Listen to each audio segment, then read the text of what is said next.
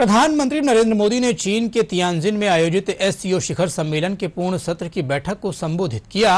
उन्होंने कहा कि आतंकवाद मानवता के लिए साझा चुनौती है। आतंकवाद पर कोई भी डबल स्टैंडर्ड स्वीकार नहीं होगा। प्रधानमंत्री ने पहलगाम हमले पर भारत का साथ देने वाले देशों के प्रति आभार जताया। इस दौरान प्रधानमंत्री ने रूस के राष्ट्रपति व्लादिमीर पुतिन के साथ द्विपक्षीय बैठक की। इस दौरान प्रधानमंत्री नरेंद्र मोदी ने कहा कि मुश्किल परिस्थितियों में भारत और रूस एक साथ रहे हैं।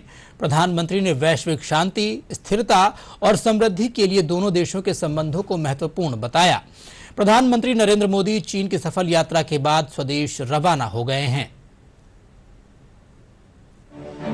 प्रधानमंत्री नरेंद्र मोदी ने चीन के तियानजिन में शंघाई सहयोग संगठन की बैठक में पहलगाम घटना का जिक्र करते हुए आतंकवाद को मानवता के लिए सबसे बड़ी चुनौती बताया।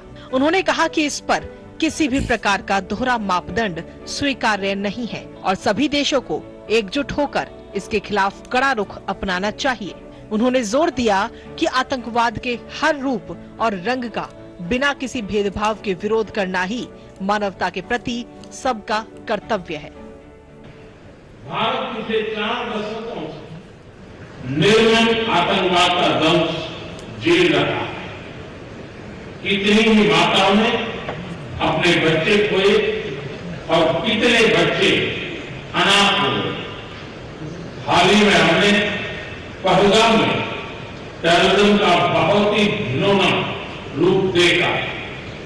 इस दुख की घड़ी में जो मित्र देश हमारे साथ खड़े रहे, मैं उनका आभार व्यक्त करता हूं। यह हमला केवल भारत की अंतरात्मा पर ही आघात नहीं था, यह मानवता में विश्वास रखने वाले हर देश, हर व्यक्ति को खुली चुनौती थी। ऐसे में प्रश्न उठना स्वाभाविक है, क्या कुछ देशों द्वारा आतंकवाद का खुलेआम समर्थन हमें स्वीकार्य हो सकता है? एक्सेलेंसी, हमें स्पष्ट रूप से और एक स्वर में कहना होगा कि आतंकवाद पर कोई भी डबल स्टैंडर्ड स्वीकार्य नहीं होंगे।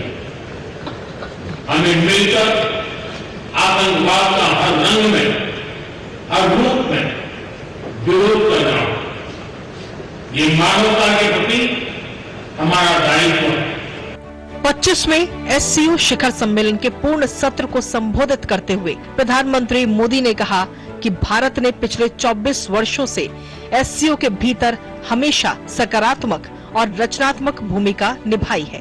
भारत की नीति सुरक्षा, कनेक्टिविटी और अवसर के 3 स्तंभों पर आधारित है। प्रधानमंत्री नरेंद्र मोदी ने कनेक्टिविटी के हर प्रयास में संप्रभुता और क्षेत्रीय अखंडता का सम्मान किए जाने का भी आह्वान किया।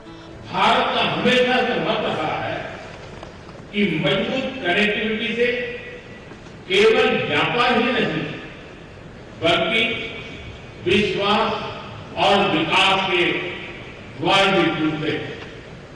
इसी सोच के साथ हम चाबहार पोर्ट और international north south transport corridor जैसे इनिशिएटिव पर काम कर रहे हैं। इनसे हम अफगानिस्तान और मध्य एशिया के साथ संपर्क बढ़ा सकते हैं।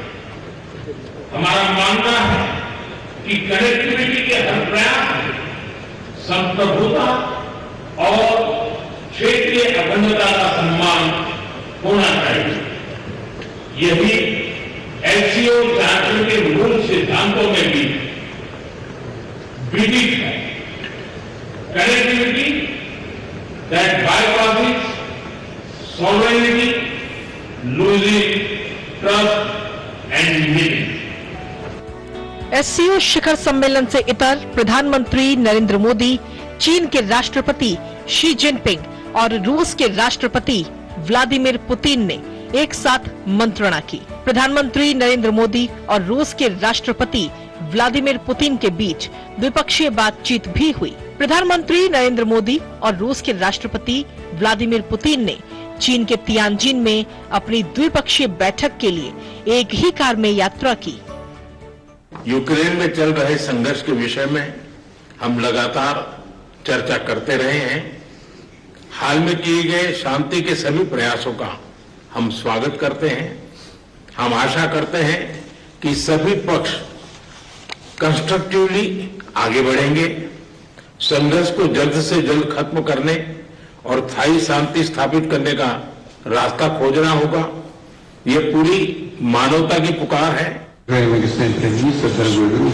आदरणीय प्रधानमंत्री जी, प्रिय दोस्त, रूस और भारत के बीच बहुत विश्वसनीय रिश्ते बने हुए हैं। इस सिद्धांत पर वे विकसित हो रहे हैं और ये किसी से पार्टी या राजनीति पर आधारित नहीं है।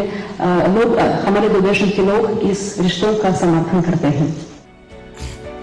प्रधानमंत्री नरेंद्र मोदी ने वैश्विक संस्थानों में सुधारों के लिए एससीओ के सदस्य देशों के बीच आपसी सहयोग बढ़ाने का आह्वान किया। उन्होंने कहा कि संयुक्त राष्ट्र की 80वीं वर्षगांठ के अवसर पर सभी एकमत होकर संयुक्त राष्ट्र में सुधारों का आह्वान कर सकते हैं।